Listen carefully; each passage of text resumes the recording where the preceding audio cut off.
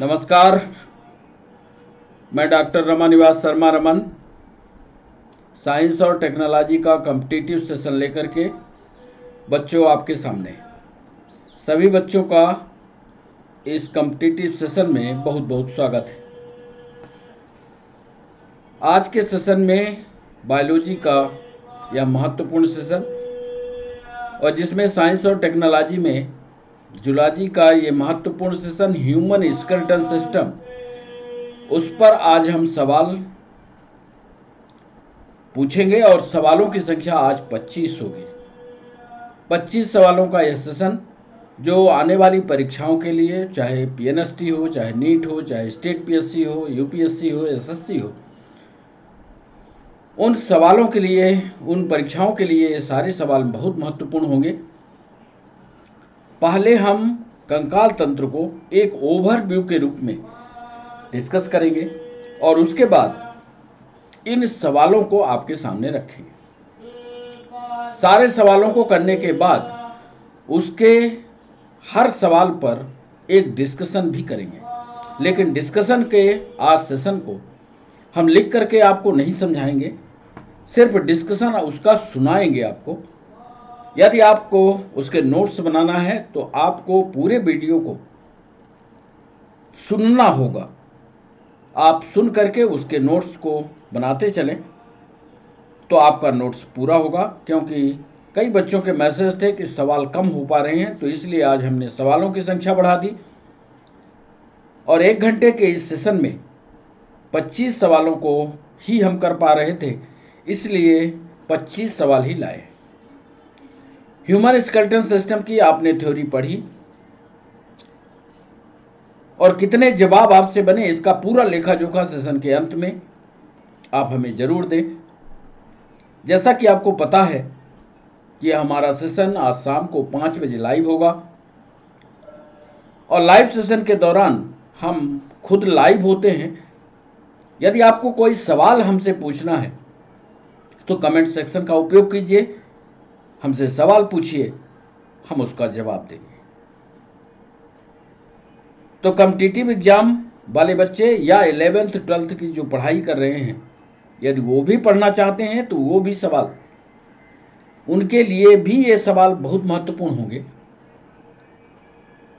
Session की शुरुआत करें उसके पहले आपको बता दें कि चैनल को सब्सक्राइब करना, चैनल को लाइक करना और चैनल को शेयर करना ये आपकी जिम्मेदारी है। थोड़े दिनों में ही हमारा चैनल मोनेटाइज हो जाएगा और हम उस तरह की क्लास देंगे जैसे आपको अनअकैडमी पर देते। तो इसलिए थोड़ा और इंतजार करें आप, और उसी तरह की क्लास आपको YouTube पर मिलने वाली है। साइंस और टेक्नोलॉजी, कंप्यूटर, एनवायरनमेंट, सबका वीडियो आपको लाइव सेशन के दौरान मिल जाएगा। इससे आपके पैसों की भी बचत होगी। तो इंतजार कीजिए थोड़ा और शुरू करिए ह्यूमन स्केलेटन सिस्टम पर डिस्कशन के साथ ये कॉम्पिटिटिव एग्जाम स्पेशल।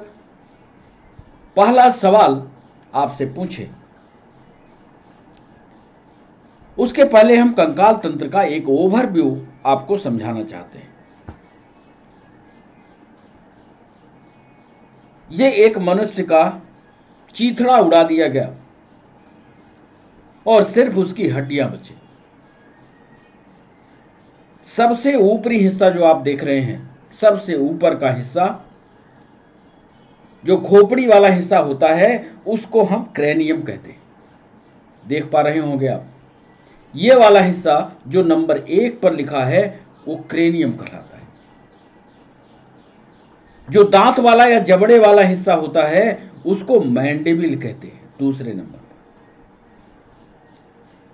फिर मैंडिबिल के बाद गले वाला हिस्सा आता है। गले वाले हिस्से में आप अपने शरीर का पूरा अवलोकन करिए। गले के पास आप एक हड्डी को दबाते हैं, बिल्कुल गले से जो कंधों की तरफ जाती हुई दिखती है आपको, बिल्कुल पतली सी हड्डी है और ये हड्डी कहलाती है क्लेविकल। याद कर लीजिए, ये तीसरी हड्डी बहुत महत्वपूर्ण हड्डी है। आप ध्यान से अपने शरीर का पूरा अवलोकन करिए, आपको कंकाल तंत्र काफी सरलता से समझ में आएगा। फिर आप अपने पीठ में पीछे हाथ डालिए। पीछे आपको एक चपटी हड्डी दिखाई देगी और वह चपटी हड्डी बिल्कुल पीठ में स्कैपुला दिखती है, दिख रही होगी। बिल्कुल पीठ में पीछे जाइए, या कभी बनियान आप ना पहने हो या कोई आदमी ना पहने हो, उसके पीठ की तरफ देखिए, एक चौड़ी हड्डी उसको ऐसे हाथ हिलाता है तो दिखती है, वो कहलाता है स्कैपुला। अब हाथ पर आ जाइए। स्कैपुला एक हड्डी से जुड़ा हुआ दिखता है बांह तक, ये बांह वाली एरिया में जहां पर कोहनी है आपकी, उसके पहले ये जो हड्डी होती है 25वें नंबर पर, ये ह्यूमरस कहलाती है। फिर ये कोहनी वाला हिस्सा आप देख रहे हैं, ये वाला हिस्सा कोहनी वाला हिस्सा हो गया। फिर उसके बाद आप जाइए कोहनी के ठीक नीचे, तो हड्डी दो भागों में बटी हुई दिखाई देती है। बिल्कुल हाथ को ऐसा आप करिए, तो जो ऊपर की तरफ है आपके मुंह की तरफ, जो सबसे हाथ के ऊपर होगी वो रेडियस कहलाएगी। आप हाथ अपना सामने रख लीजिए, और जो नीचे की तरफ होगी वो अल्ना कहलाएगी। दोनों को एक ही नाम से, क्योंकि हड्डी का एक पार्ट है, तो रेडियस और अल्ना का। एक सवाल में नीट में पूछा गया था कि ऊपर की हड्डी, हाथ के इस वाले क्षेत्र के ऊपर की हड्डी कौन होती है। ज़्यादा बच्चे जवाब नहीं दे पाए थे, क्योंकि आपको बताना था कि सबसे ऊपर रेडियस होती है, उसके नीचे अल्ना होती है। ये हाथ हमारा देखिए, ये ऊपर वाला हिस्सा रेडियस का है और नीचे वाला हिस्सा अल्ना का होता है। फिर नीचे चलते हैं तो उंगलियों का ये पूरा अस्थिपिंजर आपको दिखाई देता है, इसको फैलेंजेज कहते हैं। फैलेंजेज। सेम यही कंडीशन इस हाथ पर होगी।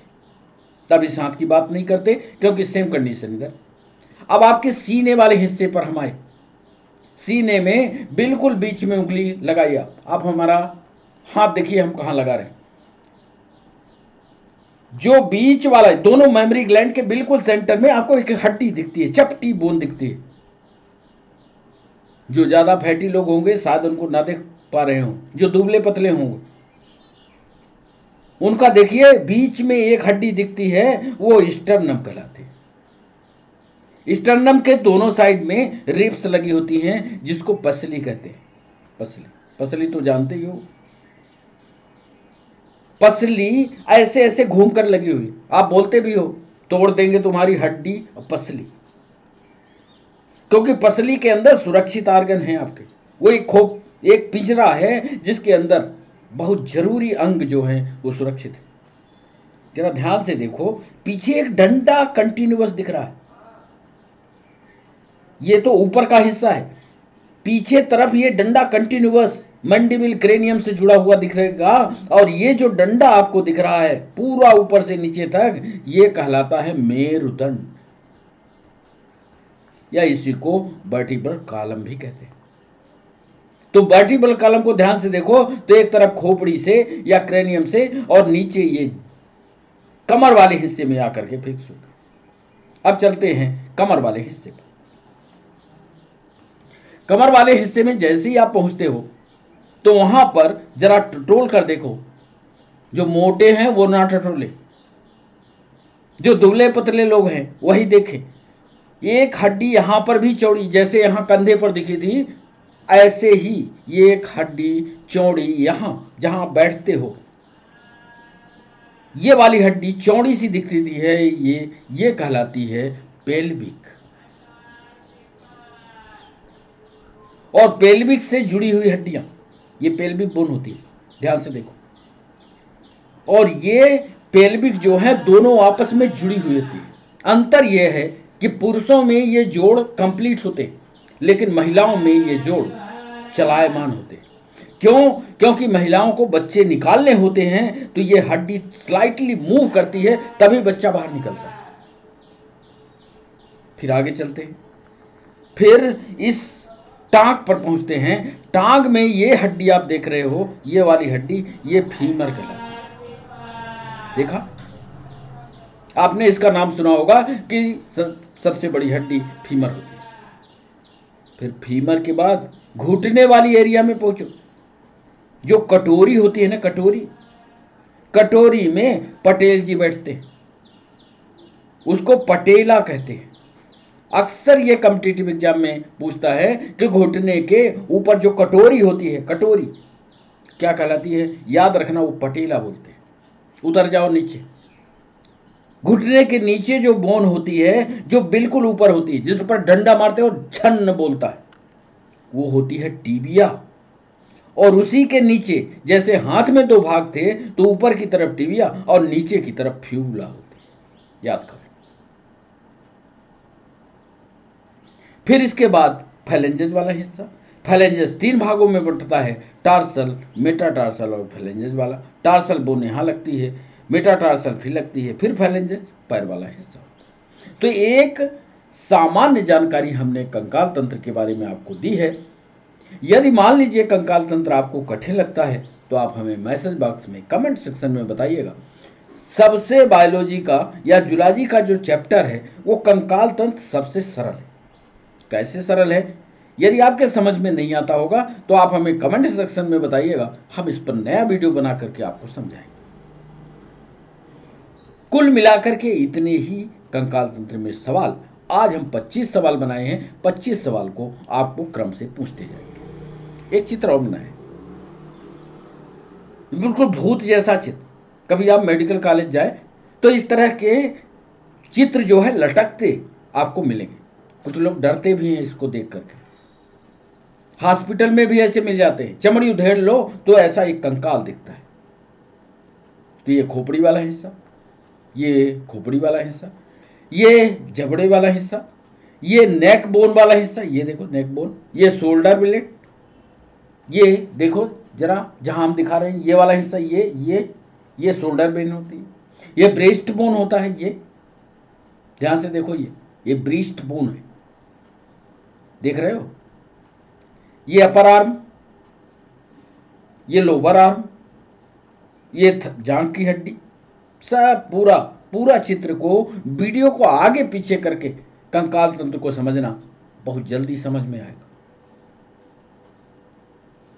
इसको नी कैप को क्या बोलते हैं, इसीलिए शब्दों को हमने बदला है।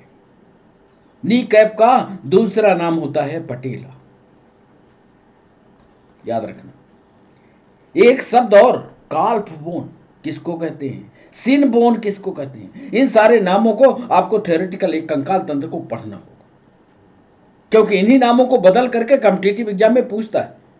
पढ़े तो आप पूरा होते हो पर उत्तर फिर नहीं बनता। तो इसलिए इन चित्रों को ध्यान से समझ करके एक बार, अभी चूंकि कंकाल तंत्र पहली बार आपको पढ़ा रहे हैं, पहली बार आपके सामने ये वीडियो लेकर के आए हैं, इसलिए पहले आप कोशिश करो। नहीं बनता, माना नहीं बनता, तो आप कमेंट सेक्शन में हमें बताओ, हम उसको विस्तार से आपको समझाने की कोशिश करें। नया वीडियो बनाएंगे, समझाएंगे, और तब तक समझाएंगे जब तक आप समझ नहीं जाते। चलें एमसीक्यू सेशन पर और पहला सवाल आपसे पूछते हैं। पहला सवाल है, लाल रक्त कणिकाएं, लाल रक्त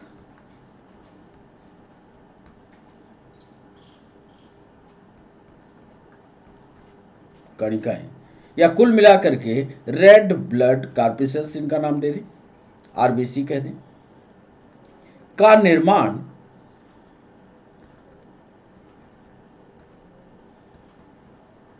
लाल रक्त कणिकाएं या आरबीसी का निर्माण हमारे शरीर के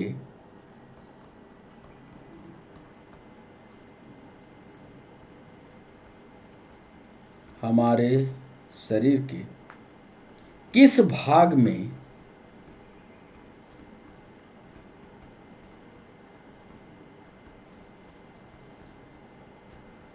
होता है। यह रहा हमारा पहला सवाल। आरबीसी का निर्माण, रेड ब्लड कार्पिसेल्स कर रहे हैं, ध्यान देना, रेड ब्लड कार्पिसेल्स कर रहे हैं, निर्माण हमारे शरीर के किस भाग में होता है। बिल्कुल सरल सा सवाल, मध्य प्रदेश पीएससी में पूछा गया। क्या यह यकृत है, यानी लीवर है? क्या यह हार्ट है? यानी हृदय है। सी ऑप्शन दे रहे हैं क्या यह बोन मैरो है या अस्थि मज्जा है। और डी ऑप्शन दे रहे हैं क्या यह किडनी है या गुर्दा है। लाल रक्त कणिकाओं का निर्माण हमारे शरीर के किस भाग में होता है। क्या यकृत है, क्या हार्ट है, क्या बोन मैरो है, क्या किडनी है। पहला सवाल आपके स्क्रीन पर। सही जवाब एक ही है और सही जवाब को टिक कीजिए। सही जवाब मिलने पर कमेंट सेक्शन में हमें बताइए। यदि आपका जवाब हमारे जवाब से मिलेगा तो आपकी बल्ले बल्ले, आपको लिखेंगे हम कि जय हो।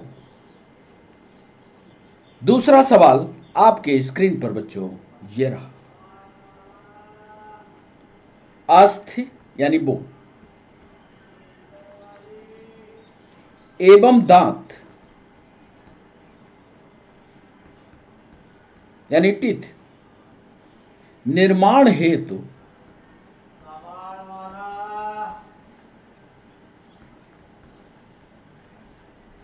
निम्नलिखित में से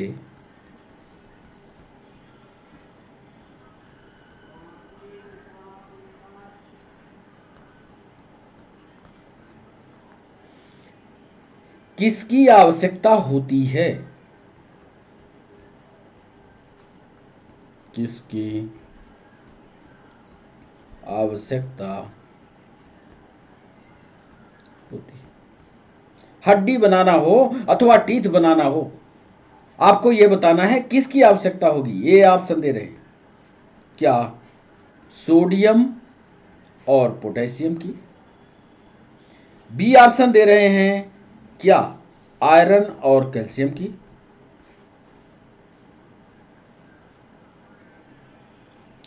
सी ऑप्शन दे रहे हैं क्या सोडियम और कैल्शियम की। और डी ऑप्शन दे रहे हैं कैल्शियम और फास्फोरस की।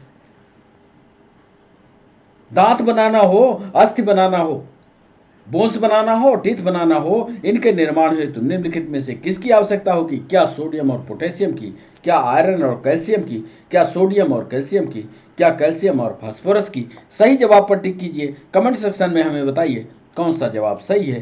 तीसरा सवाल बच्चों आपके स्क्रीन पर यह रहा। एक वयस्क मनुष्य, एडल्ट की बात कर रहे हैं, एक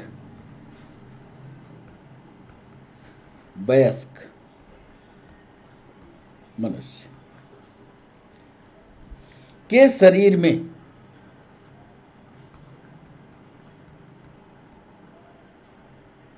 एक वयस्क मनुष्य के शरीर में बोन्स की कुल संख्या, बोन्स की संख्या होती है। लीजिए, ए ऑप्शन दे रहे हैं नंबर ऑफ बोन्स कितनी होती हैं, एडल्ट की बात कर रहे हैं। ए दे रहे हैं 214। बी ऑप्शन दे रहे हैं 206।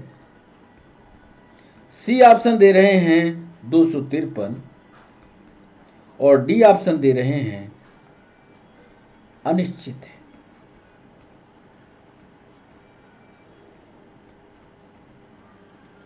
एक एडल्ट में, एडल्ट की बात कर रहे हैं, फिर से लिखे दे रहे हैं एडल्ट।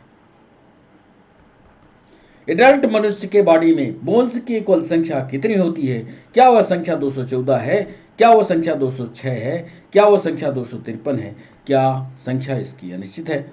बच्चों चौथा सवाल आपके स्क्रीन पर यह रहा। जो बच्चा पैदा होता है यानी नवजात शिशु की बात कर रहे हैं, नवजात शिशु में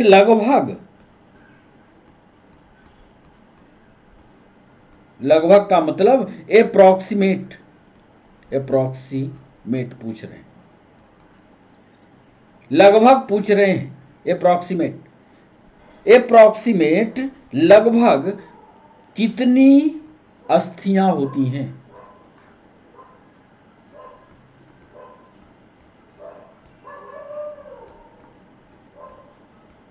एक नवजात शिशु जन्म लिया, क्या उसकी संख्या वयस्क वाले मनुष्य की संख्या के बराबर होगा, या नवजात शिशु में लगभग कितनी अस्थियां होती हैं? यह सवाल हमने पूछा आपसे। आपको जवाब देना है। ए ऑप्शन दे रहे हैं, क्या यह संख्या 206 है? बी ऑप्शन दे रहे हैं, क्या यह संख्या 230 है? सी ऑप्शन दे रहे हैं, क्या यह संख्या 280 है? और डी ऑप्शन दे रहे हैं, क्या यह संख्या 300 है? सोच विचार करके करेक्ट आंसर पर टिक कीजिए और कमेंट सेक्शन में हमको बताइए कि आप क्या कहना चाह रहे हैं। नवजात शिशु में लगभग कितनी अस्थियां होती हैं? क्या यह 206 है? क्या यह 230 है? क्या यह 280 है? क्या यह 300 है? बच्चों, 5वां सवाल आपके स्क्रीन पर यह रहा। मनुष्य की खोपड़ी यानी स्कल,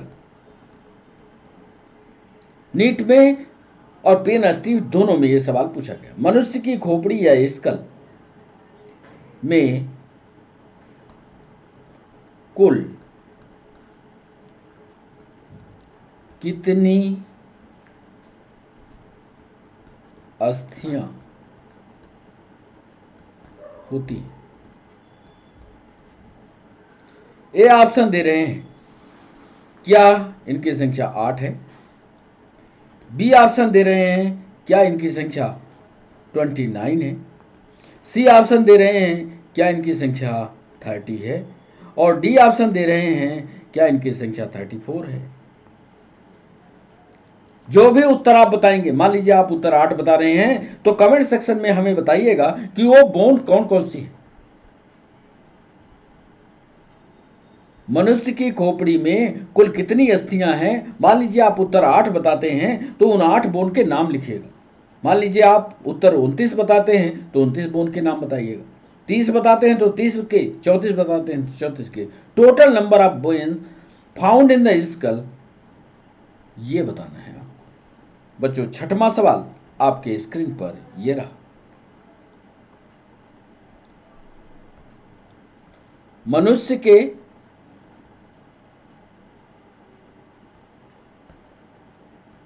शरीर में रिब्स, हिंदी में इसको पसलियां बोलते हैं, के कितने जोड़े होते हैं? के कितने जोड़े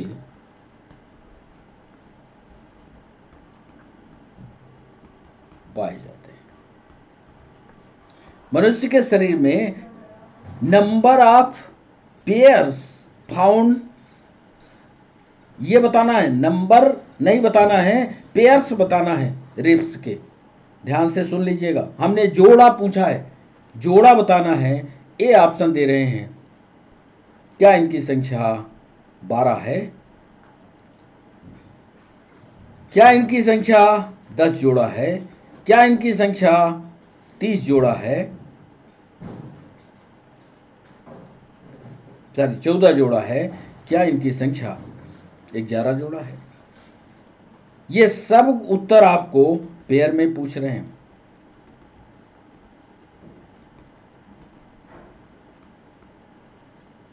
मनुष्य के शरीर में रिब्स कितने जोड़ी होती है, ये सवाल हमने पूछा। 6वां सवाल। 7वां सवाल आपके स्क्रीन पर। निम्नलिखित में पीएनएसटी का सवाल, निम्नलिखित में से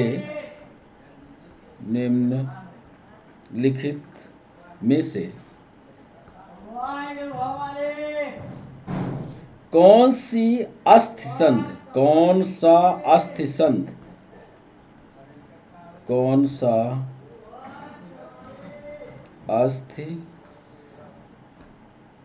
संध का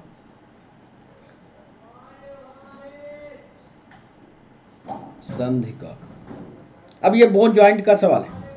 निम्नलिखित में से कौन सा अस्थि संधि का एक प्रकार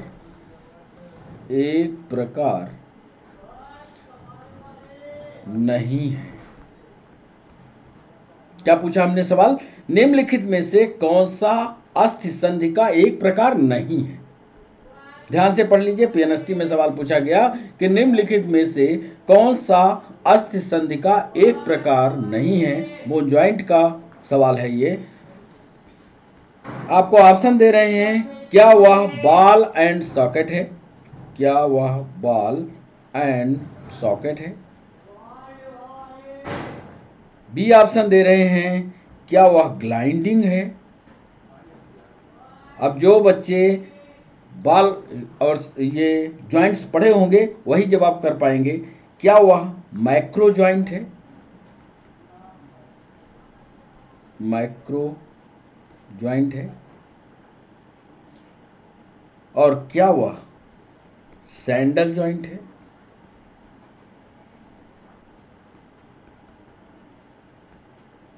निम्नलिखित में से कौन सा अस्थि संधि का एक प्रकार नहीं है, यह बताना है आपको। क्या वह बॉल और सॉकेट है? क्या वह ग्लाइंडिंग है? क्या वह मैक्रो जॉइंट है? क्या वह सैंडल जॉइंट है? 8वां सवाल आपके स्क्रीन पर। रिब्स जैसा कि आप जानते हो कि दो तरह की होती हैं, मनुष्य में पाई जाती हैं, फॉल्स रिब्स और ट्रू, सत्य और फ्लोटिंग रिब्स। वहीं से जुड़ा हुआ ये सवाल पीएनएसटी ने पूछा कि फॉल्स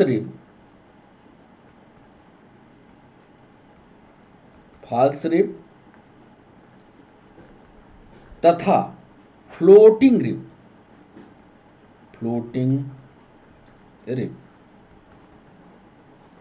झूठी पसलियां और तैरती हुई पसलियां, फॉल्स रिब और फ्लोटिंग रिब किस अंग में पाई जाती हैं? किस अंग में?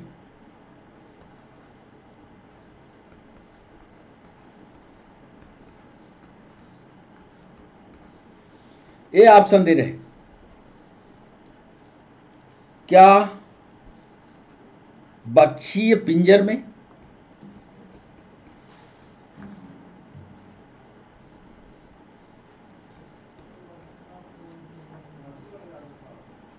बी ऑप्शन दे रहे हैं हेड में।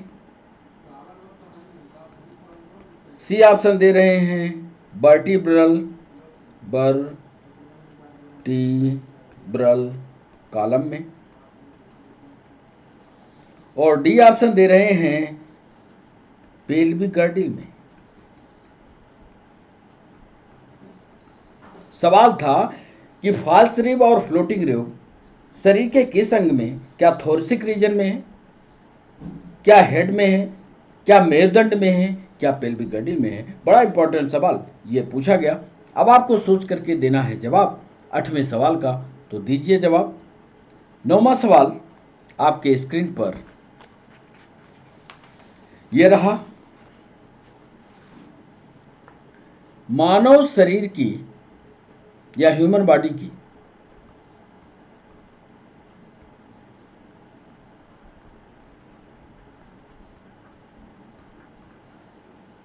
सबसे लंबी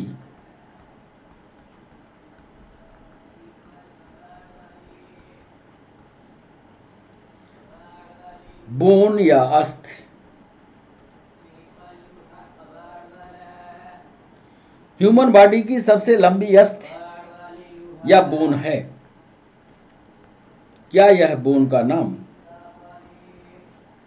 अल्ना है?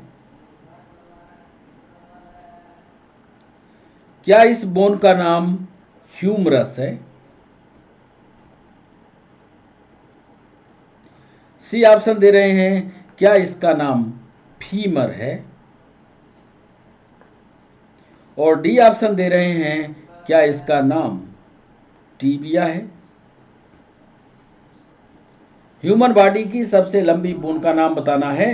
क्या उसका नाम अल्ना है, क्या उसका नाम ह्यूमरस है, क्या उसका नाम फीमर है, क्या उसका नाम टिबिया है। अभी इस पर डिस्कशन हमने जब आपको चित्र समझा रहे थे पीछे, तो उस चित्र पर हमने आपको दिखाया था, डिस्कस भी किया है।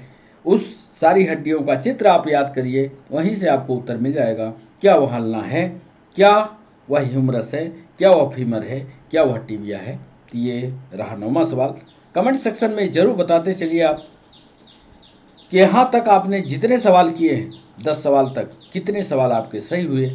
नाम लिखिए अपना और बताइए कि 10 सवाल हमसे सही हुए, 11 सवाल सही हुए, 9 सवाल सही हुए, 10वां सवाल आपके स्क्रीन पर।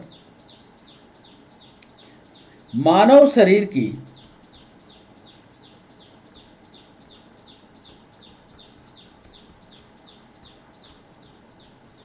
सबसे छोटी हड्डी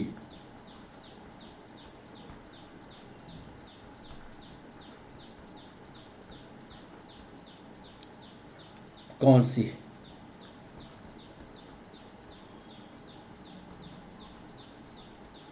मानव शरीर की सबसे छोटी हड्डी बताइए। अभी तो बड़ी पूछा उधर, लेकिन इधर आए तो सबसे छोटी हड्डी पूछा। क्या वह टीबिया है? बी ऑप्शन दे रहे हैं, क्या वह ट्रेपेजियम है?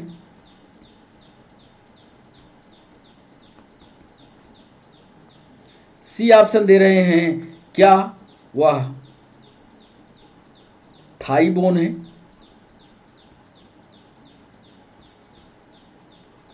और डी ऑप्शन दे रहे हैं, क्या वह स्टेपीस है? मानव शरीर की सबसे छोटी हड्डी का नाम आपको बताना है।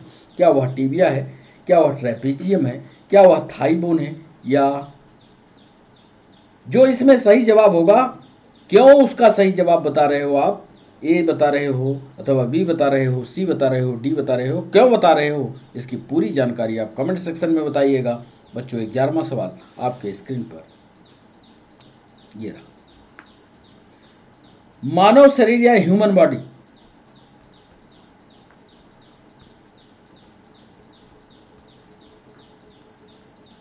में दो हड्डियां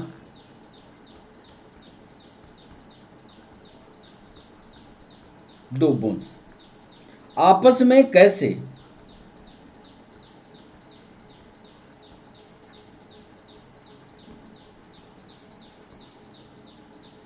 जुड़ी रहती है?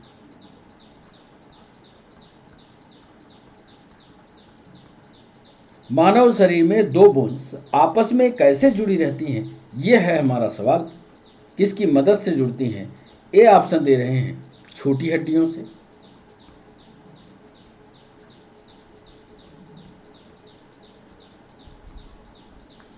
बी ऑप्शन दे रहे हैं, अस्थिबंध,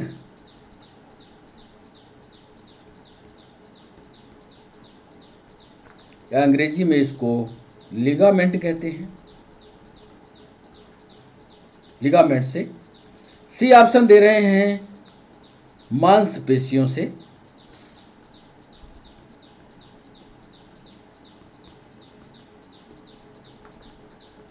यानी मसल्स से। और डी ऑप्शन दे रहे हैं, क्या ये आपस में ज्वाइंट से जुड़ती हैं या जोड़ों से जुड़ती हैं? मानव शरीर में दो बोन्स, पक्का है कि दो हड्डी है, तो दो हड्डी एक दूसरे से जुड़ती है, तो जुड़ने के लिए क्या वहां नट बोल्ट लगा होता है, या छोटी हड्डियां पास में आकर के आपस में जोड़ देती हैं, या लिगामेंट जोड़ता है, क्या मांस मसल्स जोड़ती हैं, क्या जॉइंट्स जोड़ती हैं। तो बच्चों ये 11वां सवाल था। सही जवाब इसमें एक ही है, सही जवाब करने की कोशिश कीजिएगा। 12वां सवाल आपके स्क्रीन पर ये रहा। वर्टिब्रल कॉलम से, मेरुदंड से ये सवाल, मनुष्य का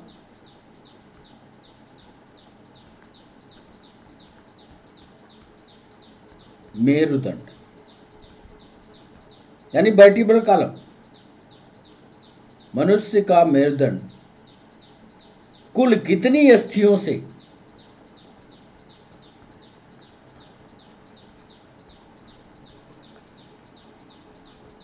कुल कितनी बोन से मिलकर बना होता है?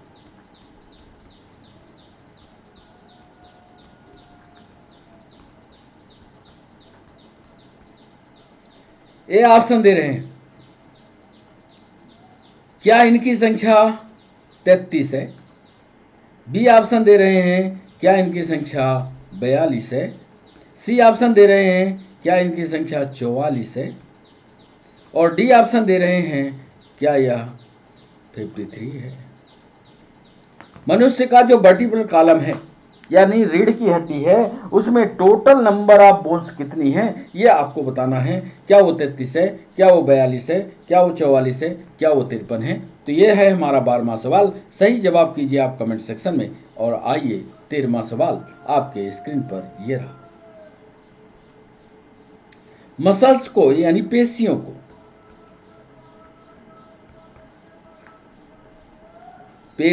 को अस्थि से यानी बोन से, पेशियों को अस्थि से जोड़ने वाली संरचना,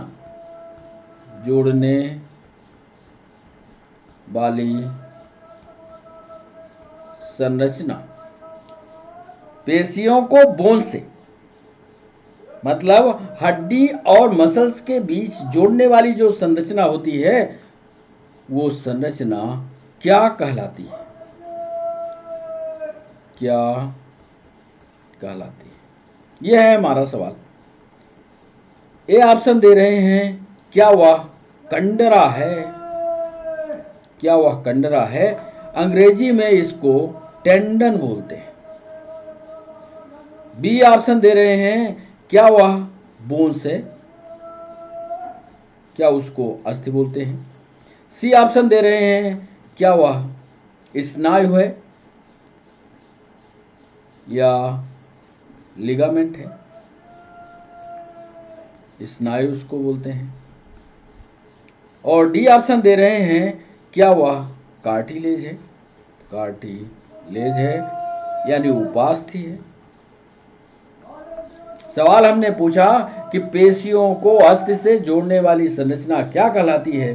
क्या वह कंडरा है, क्या वह अस्थि है, क्या वह लिगामेंट है, क्या वह कार्टिलेज है? अंग्रेजी वाले बच्चे, इसको अंग्रेजी भी लिखी हुई है, इसकी हिंदी भी लिखी हुई है। क्या वह टेंडन है, क्या वह बोन्स है, क्या वह लिगामेंट है, क्या वह कार्टिलेज है? इन सारे प्रश्नों में से एक ही जवाब इसका सही है।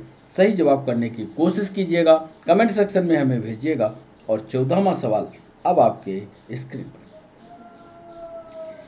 बोन्स में यानी हड्डियों में, बोन्स में किस लवण की उपस्थिति, किस लवण की उपस्थिति सर्वाधिक होती है? बढ़िया सवाल। सर्वाधिक, बोन्स में किस लवण की उपस्थिति सर्वाधिक होती है? आपको जवाब बताना है। कौन सा लवण सबसे ज्यादा पाया जाता है? क्या वह MgCl2 है, मैग्नीशियम क्लोराइड है? बी ऑप्शन दे रहे हैं, क्या वह कैल्शियम कार्बोनेट है, CaCO3 है? सी ऑप्शन दे रहे हैं, क्या वह कैल्शियम फास्फेट है, CaPO3 है? और डी ऑप्शन दे रहे हैं, क्या वह सोडियम कार्बोनेट है?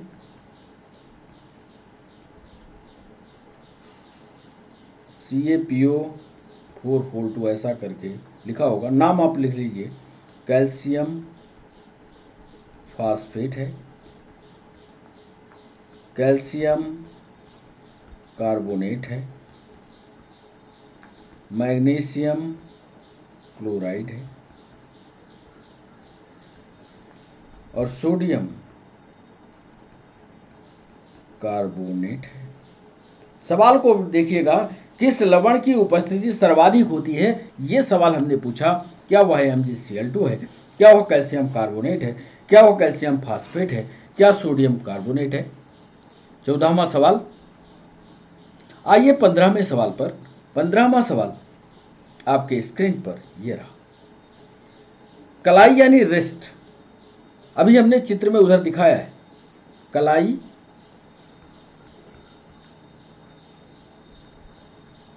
की हड्डियों को, कलाई की बोन्स को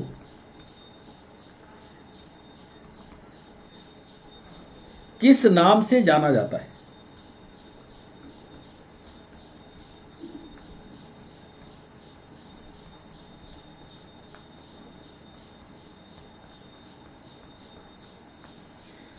कलाई की बोन्स को किस नाम से जाना जाता है? ये ऑप्शन दे रहे हैं।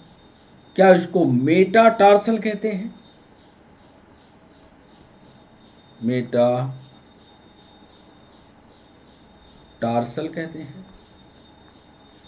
बी ऑप्शन दे रहे हैं, क्या इसको टार्सल कहते हैं? सी ऑप्शन दे रहे हैं, क्या उसको मेटाकार्पल कहते हैं?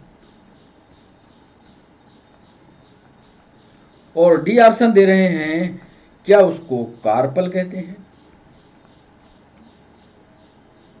कलाई की बोन्स, ये कलाई, ये इस कलाई पर कौन सी जो बोन लगी होती हैं उसको किस नाम से जाना जाता है?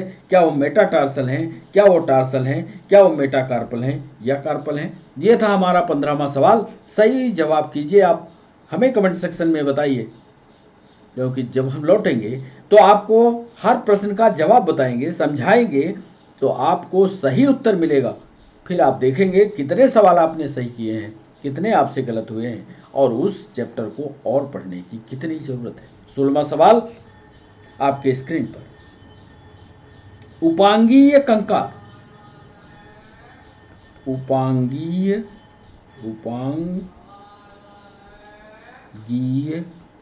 कंकाल, इसको अंग्रेजी में एपेंडिकुलर स्केलेटन कहते हैं। एपेंडिकुलर स्केलेटन, उपांगीय कंकाल का भाग नहीं है।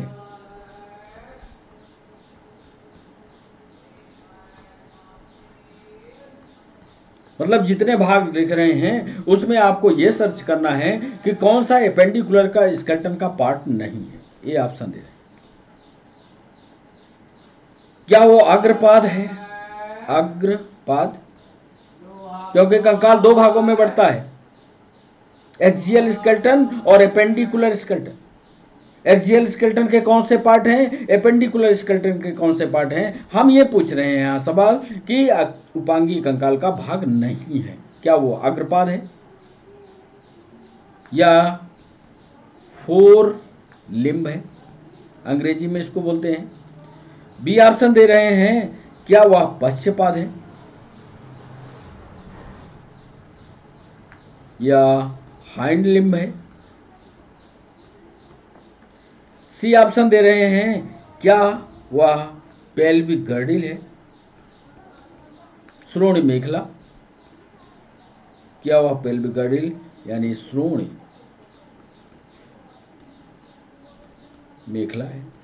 और डी ऑप्शन दे रहे हैं, क्या वह बक्षीय पिंजर है, थोरसिक चैम्बर है।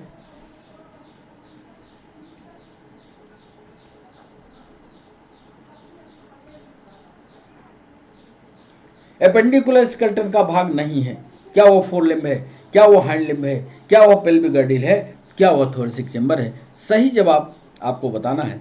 इसमें सही जवाब कौन सा है? 17वां सवाल आपके स्क्रीन पर ये रहा।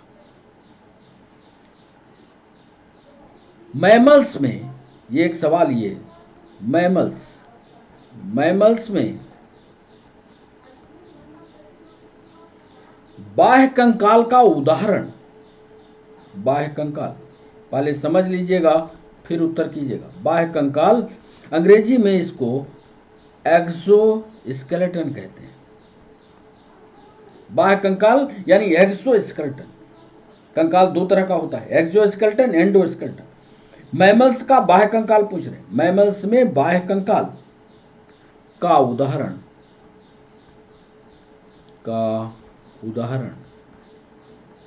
क्या है?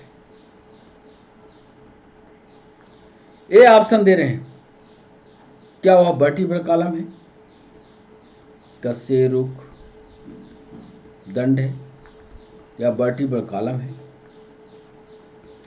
बी ऑप्शन दे रहे हैं, क्या वह स्किन है, चमड़ी है, त्वचा है। सी ऑप्शन दे रहे हैं, क्या वह हैंड एंड फूट है।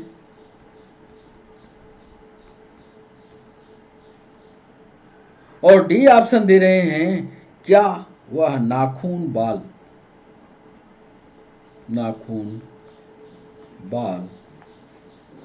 और खुर है, खुर जो है वो जानवरों की पाई जाती है।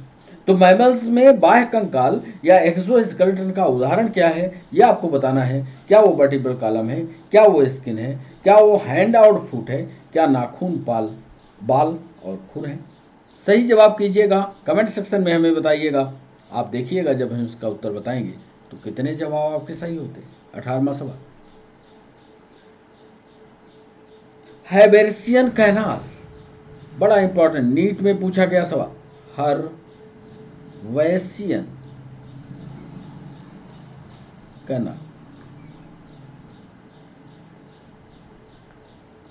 और हैवर्सियन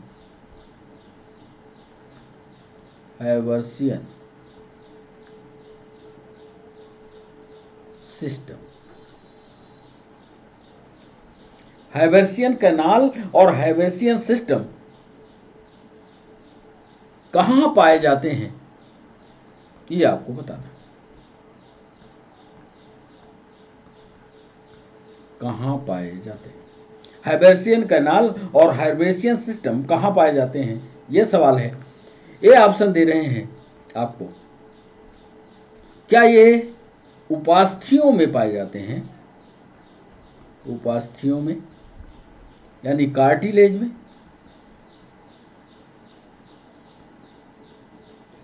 बी ऑप्शन दे रहे हैं, क्या यह मैमल्स की बोन में पाए जाते हैं, बोन ऑफ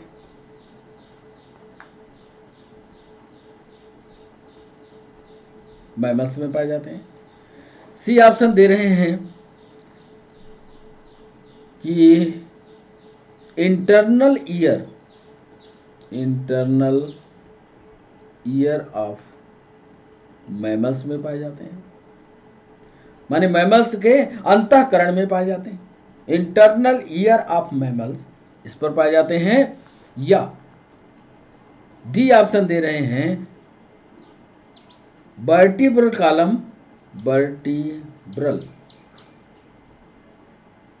कॉलम यानी कशेरुक दंड या मेरुरज्ज ऑफ वर्टिब्रेट, यानी वर्टिब्रेट कशेरुकों के कशेरुक दंड में या मेरुरज्ज में पाए जाते हैं। हैबेरियन कैनाल या हैबेरियन सिस्टम, यदि आपने कंकाल तंत्र पढ़ा तो हैबेरियन कैनाल और हैबेरियन सिस्टम का पूरा जिक्र आता है। क्या काम करता है ये आपको पढ़ना होगा, तब आप उत्तर बता पाएंगे कि ये कार्टिलेज में है, कि बोन्स ऑफ मैमल्स में है, कि इंटरनल ईयर ऑफ मैमल्स में है, कि वर्टिब्रल कॉलम में है। ये था हमारा 18वां सवाल। सही उत्तर टिक कीजिए, कमेंट सेक्शन में हमें बताइए। 19वां सवाल आपके स्क्रीन पर, कठोर व्यायाम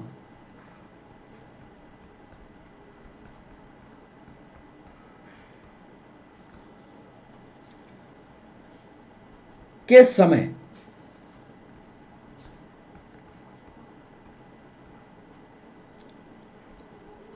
पेशियों में यानी मसल्स में क्या बनता है।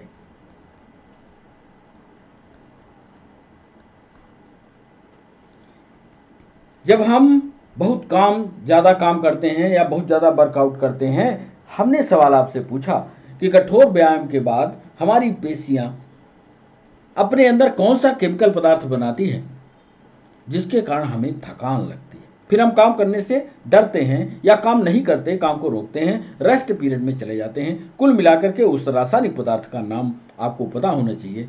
क्या उस समय ग्लूकोज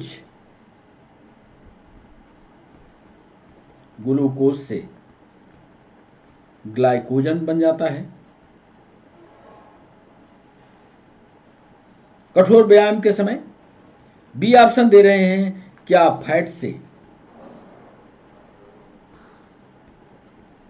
प्रोटीन बन जाता है। सी ऑप्शन दे रहे हैं, क्या ग्लूकोज से प्रोटीन बन जाता है।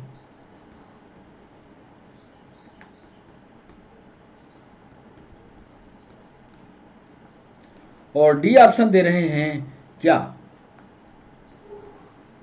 पायरुविक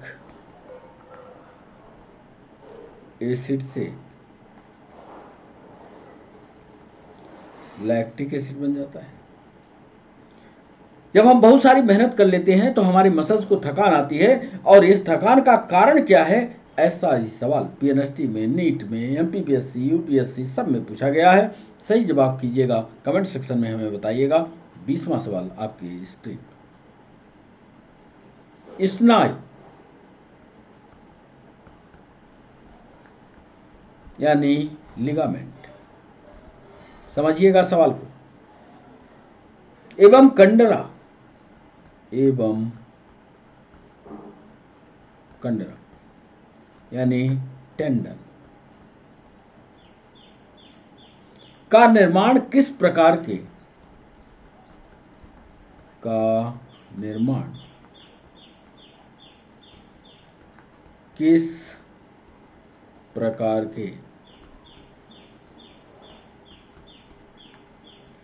ऊतकों से।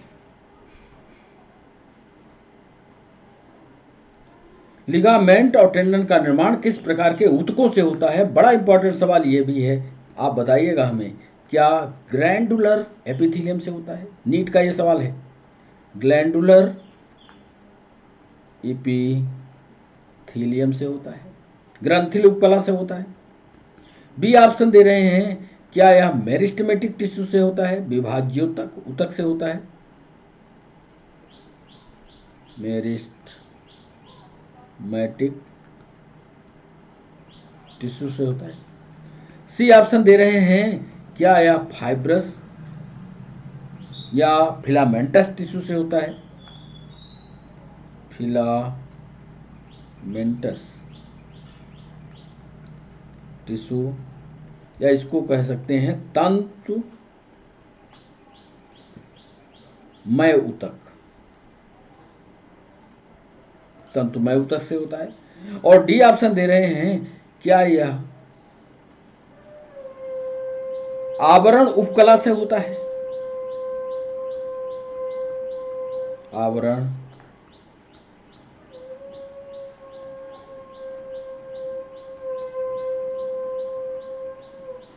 लिगामेंट एवं कंडरा का निर्माण किस प्रकार के ऊतकों से होता है। यह सवाल हमने 20वां सवाल पूछा, क्या वो ग्लैंडुलर एपिथेलियम से होता है, क्या वो मेरिस्टेमेटिक यानी विभाज्योतक ऊतक से होता है, क्या वो फिलामेंटस टिश्यू से होता है, क्या वो आवरण उपकला से होता है। यह हमारा 20वां सवाल था। बच्चों 21वां सवाल आपके स्क्रीन पर ये रहा। बोन सेल्स जो होते हैं, ये पीएनएसटी के सवाल, बोन सेल्स जो होते हैं, रेलवे में भी पूछा है, यूपीएससी में भी पूछा है। अस्थि कोशिकाओं को, बोन सेल्स या अस्थि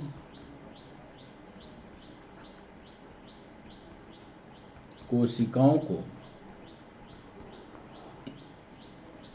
क्या कहा जाता है।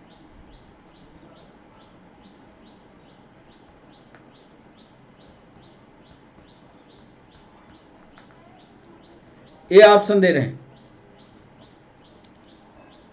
क्या उनको कॉन्ड्रोसाइट्स कहा जाता है, कॉन्ड्रोसाइट्स कहा जाता है। बी ऑप्शन दे रहे हैं, क्या उनको लिम्फोसाइट्स कहा जाता है।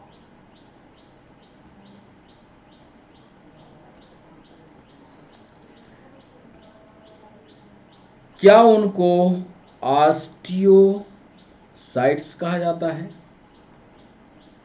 और डी ऑप्शन दे रहे हैं, क्या उनको थ्रोम्बोसाइट्स कहा जाता है। बोन सेल्स को कहा क्या जाता है, या बोन्स जिससे बनती हैं, जिससे निर्मित होती है, उन कोशिकाओं का नाम क्या? Chondrocyte, lymphocyte, osteocyte, thrombocytes. ये तीन चारों के काम आपको पता होंगे, या तीन के काम पता होंगे तो चौथा उत्तर टिक कीजिएगा। चौथा उत्तर सही जवाब होगा। जब हम वापस आएंगे तो इन सारे प्रश्नों का जवाब आपको बताएंगे। बच्चों, 22वां सवाल आपके स्क्रीन पर यह रहा। कार्टिलेजिनस सेल यानी उपास्थि कोशिकाएं, कार्टिलेजिनस सेल यानी उपास्थि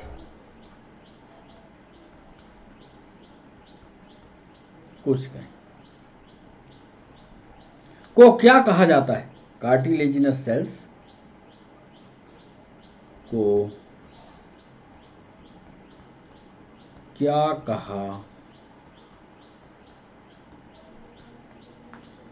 ए ऑप्शन दे रहे हैं, क्या उनको मैट्रिक्स कहा जाता है?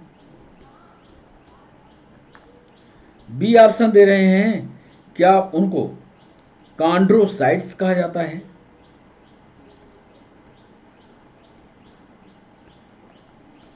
सी ऑप्शन दे रहे हैं, क्या उनको पेरिकार्डियम कहा जाता है?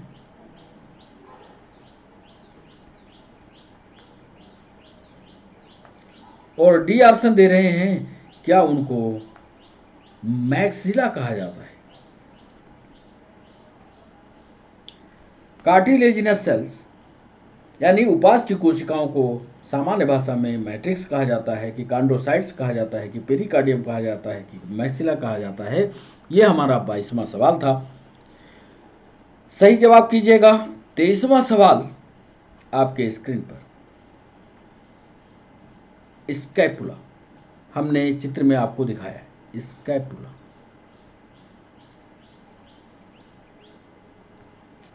एक बार चित्र को आपको दिखा दें तो जिससे ये उत्तर बन जाए। स्कैपुला, हमने पहला जो चित्र बनाया था उस चित्र को देखिएगा। ये वाला हिस्सा ध्यान से देखिए, ये वाला हिस्सा यानी पीठ के पीछे वाला हिस्सा, स्कैपुला वाला हिस्सा, वहीं से ये जोड़ करके सवाल को हमने तैयार किया। स्कैपुला,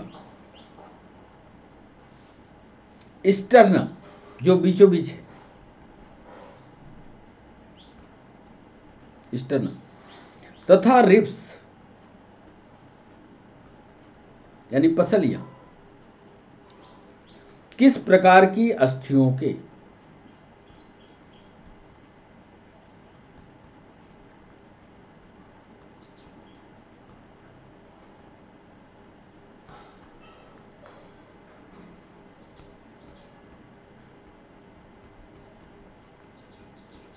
किस प्रकार की अस्थि के उदाहरण है? ए ऑप्शन दे रहे हैं, क्या फ्लैट बोन है?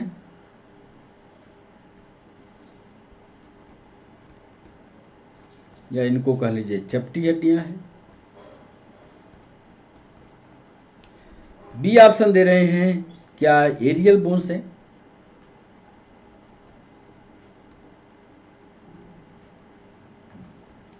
बायबीय बोन है?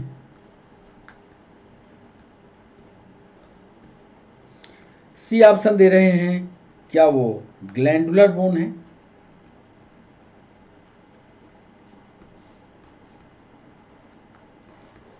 या ग्रंथिल बोन है? और डी ऑप्शन दे रहे हैं, क्या वह लघु अस्थियां हैं?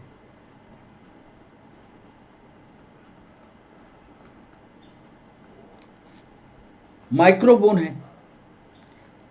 स्कैपुला, स्टर्नम और रिब्स किस प्रकार की अस्थियों के उदाहरण हैं? क्या वो फ्लैट है, क्या वो एरियल है, क्या ग्लैंडुलर है, क्या लघु अस्थियां हैं? इनका सही जवाब आप कीजिएगा 23वें सवाल का। सही जवाब पर टिक करके हमें बताइएगा। 24वां सवाल आपके स्क्रीन पर ये रहा। पसलियों के विषय में, पसलियों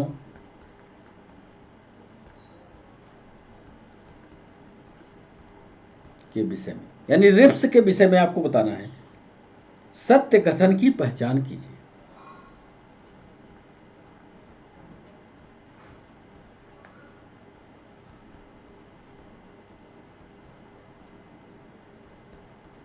नीट का, पीएनएसटी का, झारखंड पीएससी का ये सवाल, पसलियों के विषय में सत्य कथन को पहचानिए। ए ऑप्शन दे रहे हैं। मानव शरीर में कुल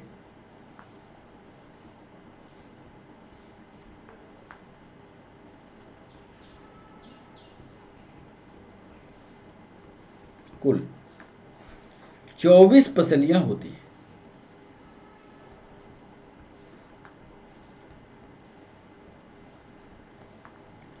बी, 1 से 7वां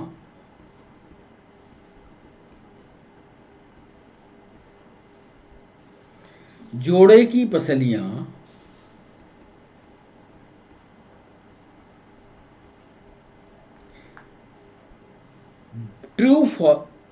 ट्रू रिप्स कहलाते हैं।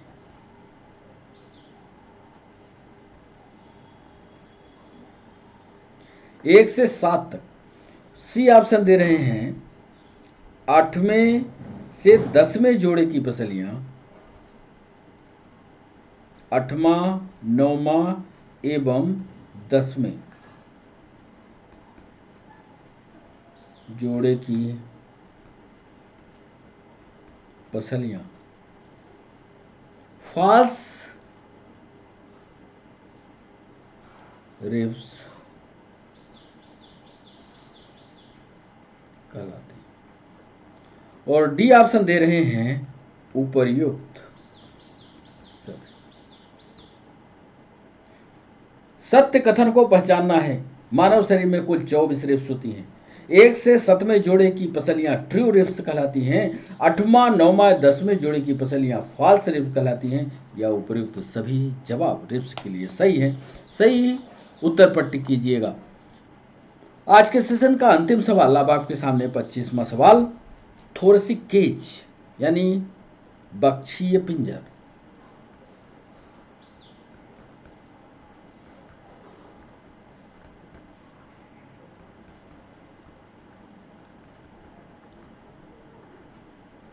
थोरसिक केज का निर्माण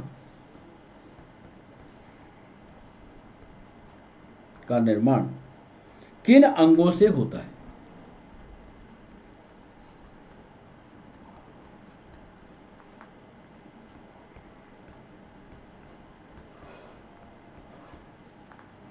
ए ऑप्शन दे रहे हैं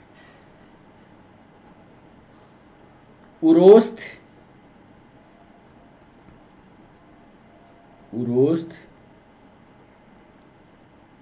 एवं पसलियों से।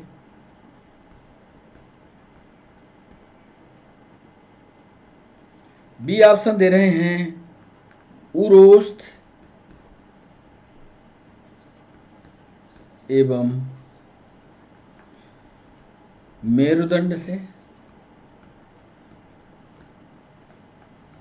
सी ऑप्शन दे रहे हैं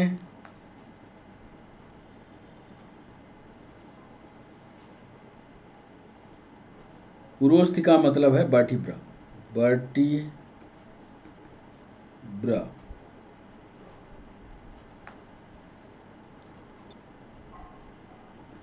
टिपिकल वर्टिब्रा एवं रिब्स से। और डी ऑप्शन दे रहे हैं कि इनमें से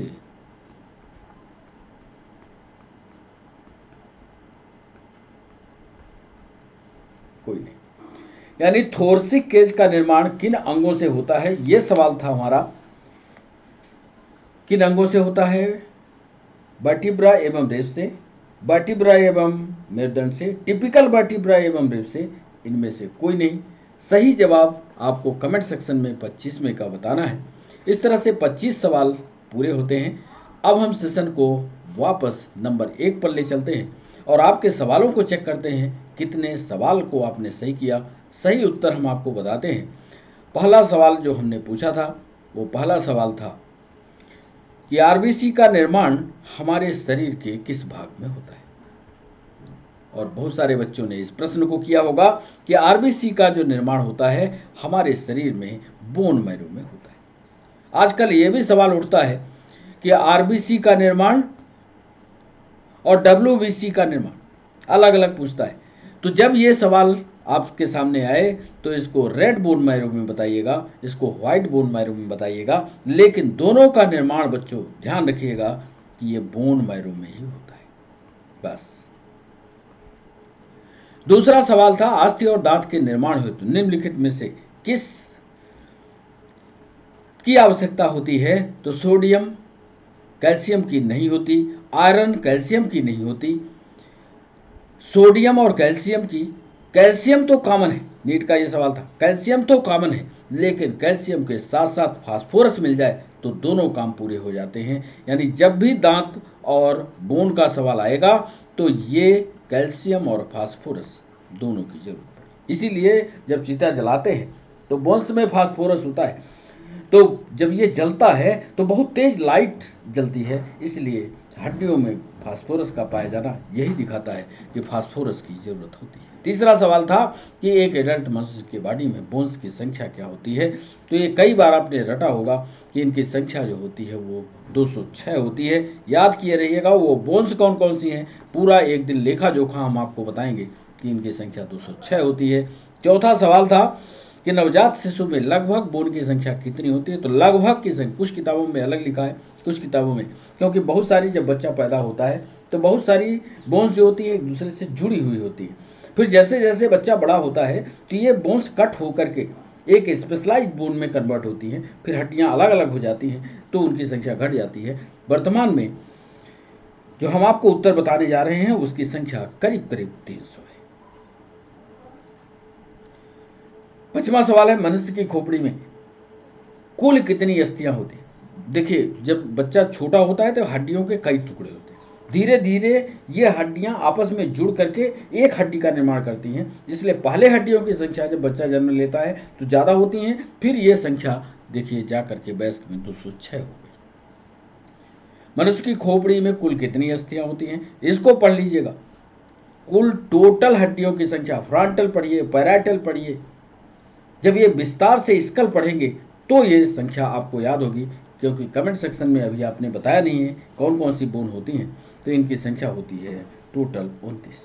मनुष्य के शरीर में पसलियों के जोड़े कितने होते हैं, गिन लीजिए, अपनी पसली गिनिए, और इनकी संख्या 12 जोड़ी होती है, टोटल 12 जोड़ी होती है। अब इनमें पसलियां भी दो तरह की होती हैं, रिब्स भी जो होती हैं वो दो तरह की होती हैं, एक ट्रू होती है और एक फॉल्स रिब होती है। कौन सी ट्रू रिब्स और कौन सी फॉल्स कहलाती हैं, क्योंकि समय जो है ज़्यादा हो रहा है इसलिए विस्तार से हम नहीं बता पा रहे हैं, पर आप पढ़ने की कोशिश करिएगा, न समझ में आएगा तो हमको बताइएगा। निम्नलिखित में कौन सा अस्थि संधि का एक प्रकार नहीं है। सब पाए जाते हैं, बाल और सॉकेट। बाल का मतलब ऐसे गोल गेंद और सॉकेट उसी के बराबर हो, तो ये बाल और सॉकेट में जोड़ जब बनता है तो ये बाल सॉकेट मिल जाएगा। ग्लाइंडिंग माने जैसे आप ऐसे दबाते हो, ये बड़ा इंटरेस्टिंग चैप्टर है, जैसे दबाते हो तो एक हड्डी दूसरे के ऊपर सरकती है तो ये ग्लाइंडिंग ज्वाइंट। सैंडल ज्वाइंट भी एक ज्वाइंट है। तो ये तीनों ज्वाइंट आपको मिलेंगे ये, लेकिन ये नहीं मिलेगा माइक्रो ज्वाइंट, इसलिए सही जवाब होगा माइक्रो ज्वाइंट का। 8वां सवाल फॉल्स रिब और फ्लोटिंग रिब किस अंग में पाई जाती है। तो ये तो आप जानते हो थोरेसिक केज में पाई जाती हैं। 8वें सवाल का सही जवाब होगा बच्छीय पिंजर, या इसको थोरेसिक केज के नाम से भी जानते हैं। सीने में तो होती हैं, इसमें ज़्यादा समझने की ज़रूरत नहीं है। और बच्चों हम कोशिश ये कर रहे हैं कि जूलॉजी के जितने चैप्टर हैं, जितने फिजियोलॉजिकल चैप्टर हैं, सब पर एक एक वीडियो बना दें आपको, तो फिजियोलॉजी वाला चैप्टर पूरा हो जाए। तो आप लोग एक एक फिजियोलॉजी को पढ़ते चलिए। जैसे अभी हमने इस पर सवाल पूछे हैं, अब इसका अगला वीडियो आएगा तो रेस्पिरेटरी सिस्टम लेंगे, ऐसे एक एक सिस्टम को पढ़ाते चलेंगे तो पूरा होता जाए। फॉल्स रिब और फ्लोटिंग रिब किस अंग में पाई जाती है, तो ये बक्षीय पिंजर का है। 9वां सवाल हमारा था ह्यूमन बॉडी की सबसे लंबी, तो ये तो आप रटे रटाए हो, सबसे लंबी बोन जो होती है वो फीमर की होती है। ये जांघ के बाद ये हमारे जांघ वाली बोन होती है। फिर यहाँ से ये जुड़ करके जो बोन आती है ये कहलाती है फीमर। घुटना होता है, यहाँ पर लगती है पटेला। फिर ये नीचे वाली टिबिया और फ्यूबुला लग जाती हैं।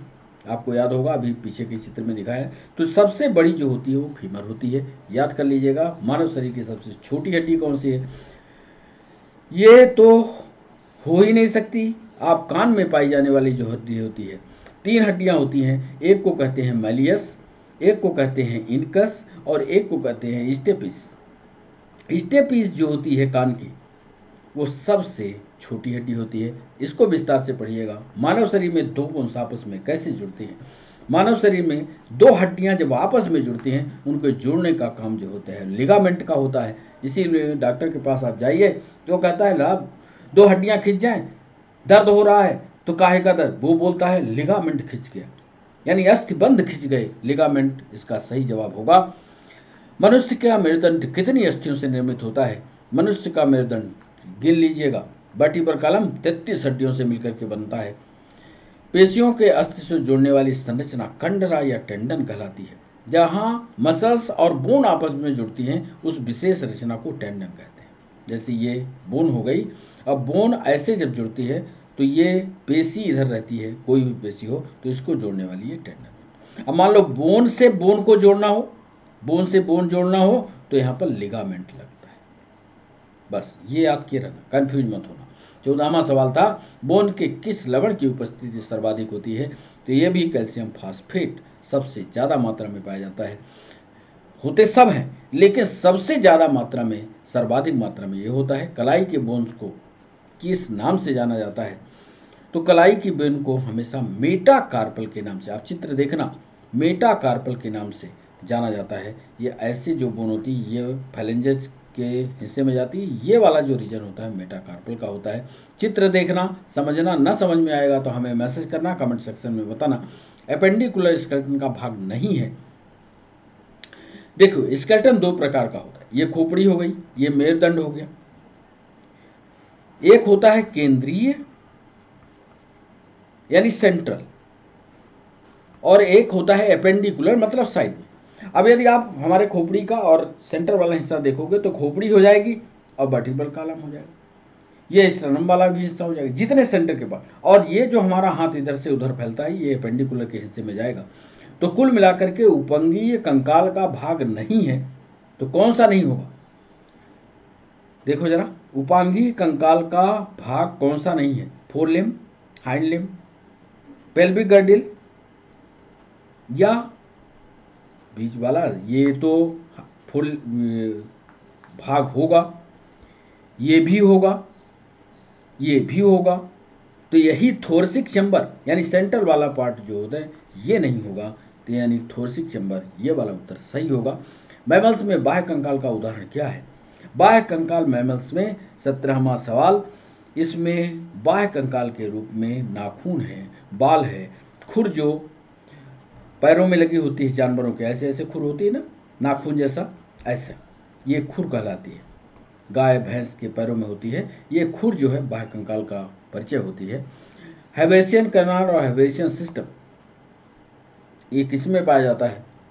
ये हमेशा याद रखिएगा कि ये मैमल्स की हड्डियों में पाया जाता है। कभी विस्तार से हम इसको समझाएंगे क्या कहलाती है हैबेसियन कैनाल और सिस्टम। कठोर व्यायाम जब हम करते हैं तो पायरुविक एसिड लैक्टिक एसिड में बदल जाता है, तभी हमको थकान लगती है। जब भी एनारोबिक रेस्पिरेशन होता है, एनाइरोबिक यानी ऑक्सीजन नहीं है, याद रखना ऑक्सीजन नहीं है, तब हमें थकान लगती है, ऑक्सीजन कम मात्रा में जाती है। इसीलिए जब हम थकते हैं, दौड़ते दौड़ते थकते हैं तो सांस तेज लेते हैं। प्रैक्टिस कीजिएगा। 20वां सवाल, लिगामेंट और टेंडन का निर्माण किस प्रकार के ऊतकों से होता है? 20वां सवाल था। तो ये जो होते हैं तंतुमय या फिलामेंटस या फाइब्रस ऊतकों से होता है। तो कैसे? टाइप ऑफ टिश्यू जरूर पढ़ लीजिए, टाइप ऑफ टिश्यू। जो चैप्टर आपके समझ में ना आता हो वो हमें कमेंट सेक्शन में बता दीजिएगा, उसका वीडियो बना करके हम लाएंगे, आपको समझाएंगे। बोन सेल को क्या कहा जाता है? हड्डियों की हर चीज़ की रचना सेल से होती है, ऐसे बोन की भी रचना सेल से होती है। तो बोन सेल को क्या कहा जाता है, याद रखिएगा, बोन सेल को ऑस्टियोसाइट्स कहा जाता है। लिम्फोसाइट आप जानते हो, जब सर्दी जुकाम का टेस्ट कराते हो। थ्रोम्बोसाइट्स जो होती है ब्लड में होती है। कॉन्ड्रोसाइट अलग रचना है, कभी हाइड्रा आपने पढ़ा हो तो कॉन्ड्रोसाइट हुआ। ऑस्टियोसाइट इसको बोलते हैं। 22वां सवाल, कार्टिलेजिनस सेल। उपास्थि कोशिकाओं को क्या कहा जाता है, तो उपास्थि कोशिकाओं को कॉन्ड्रोसाइट्स, यानी जो उपास्थि बनाएंगी। देखो, हड्डी दो तरह की, एक हड्डी होती है जो टूट जाए तो फिर उसको जोड़ना पड़ता है, ठोस होती है। लेकिन हमारा नाक देखो, नाक को हम ऐसे घुमाते हैं, छोड़ देते हैं, अपनी स्थिति में पहुंच जाता है। तो यहाँ जो लगी है ये हड्डी का एक बच्चा है, इसको बोलते हैं उपास्थि, समझ गए। और यहाँ जो हाथ में लगी है ये टूट जाए तो फिर से अपने पोजीशन में नहीं आती। इसमें प्रत्यास्थता का गुण है, फिजिक्स में आपने पढ़ा होगा इलास्टिसिटी, तो इसमें प्रत्यास्थता का गुण है, इसमें हड्डी में नहीं है। एक बार मुड़ी के गए काम से। तो ये 22वां सवाल, स्कैपुला, स्टर्नम और रिब्स किस प्रकार की अस्थियों के उदाहरण हैं। 23वां सवाल, और ये चपटी बोन्स है, देख लो पीछे चपटी है कि नहीं, तो ये चपटी बोन्स का उदाहरण है। पसलियों के विषय में सत्य कथन को पहचानिए। तो इसमें सभी कथन, ये तीनों के तीनों सभी कथन सही हैं, पढ़ लेना इसको। और सेशन का अंतिम सवाल, थोरसिक केज का निर्माण किन अंगों से होता है। तो थोरसिक केज का निर्माण उरोस्थ कोशिकाएं यानी टिपिकल वर्टिब्रा और रिब से होता है। इसकी संरचना को पढ़ना बड़ा इंपॉर्टेंट है, इसको पढ़ने की कोशिश करना, नहीं समझ में आएगा तो हमें बताना। तो बच्चों, आज के सेशन को अब यही रोकते हैं। 25 सवाल हुए, कैसा लगा डिस्कशन, आप हमें जरूर कमेंट सेक्शन में बताइएगा। जब भी आप सेशन को बाद में पढ़िए, मान लीजिए लाइव नहीं थे, सेशन को आपने बाद में पढ़ा, तो जा करके कमेंट जरूर लिखा करिए। आप हमारे साथ जुड़े रहें, इसके लिए सभी बच्चों का बहुत बहुत शुक्रिया। फिर नए सेशन में आपसे मुलाकात होती है, नए डिस्कशन, नए सवालों के साथ। तब तक के लिए बच्चों बाय बाय, नमस्कार।